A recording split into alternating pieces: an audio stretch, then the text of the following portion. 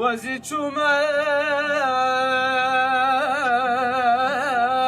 سەرەی چیاکی کوردستانê ئاخ منێ حالê xwe bigota dilekî melî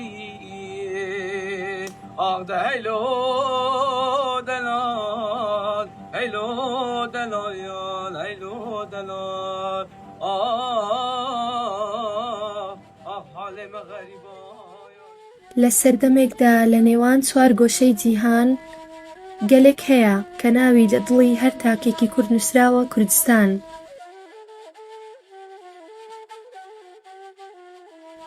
لەژێر هەموو ئاسمانێک ئاڵایەک بەرز دەبێتەوە. ئاڵاکەمان تەنها ئاڵایەک نییە کە بۆ ئاسمان بەرزکرا بێتەوە،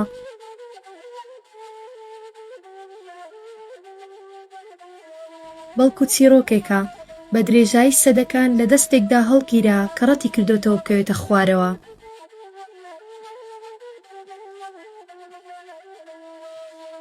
ئەم ئاڵایە تەنها پارچە قماشێک نییە، بەڵکو هەناسەی مێژووە، دەنگدانەوەی 1000 ساڵ ئەو یادەوەریانەیە کە ڕۆحی نەتەوەکەمان هەڵی گرتووە.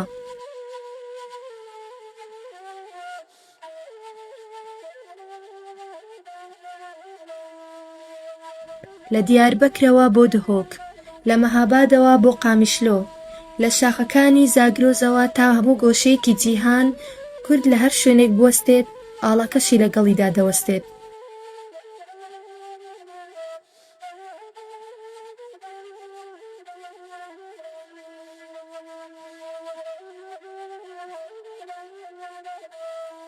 لە منداڵێکدا بەرز دەبێتەوە کە بە دەستێکی لەرزۆک ئاڵاکەی ڕەنگ دەکات، لە هەر دەنگێک بەرز دەبێتەوە کە دەوێری بڵێ کوردستان، و لەو شوێنانەی کەوتنی کردەوەی ئازایەتیە ئاڵاکە یەک پەیامی هەڵگرتووە.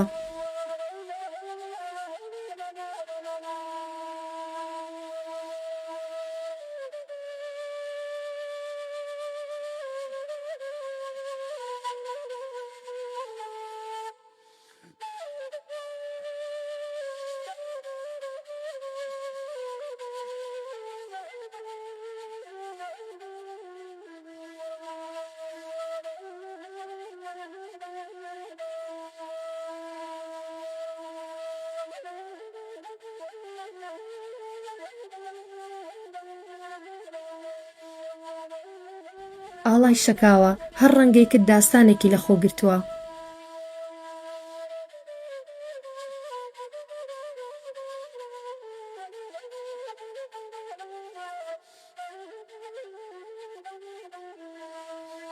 هەموو ڕۆژێک ئاڵاکەمان لە ئاسماندا بەرز دەبێتەوە، چیرۆکی شکۆمەندی و خۆشەویستی بۆ نیشتیمانەکەمان دەگێڕێتەوە.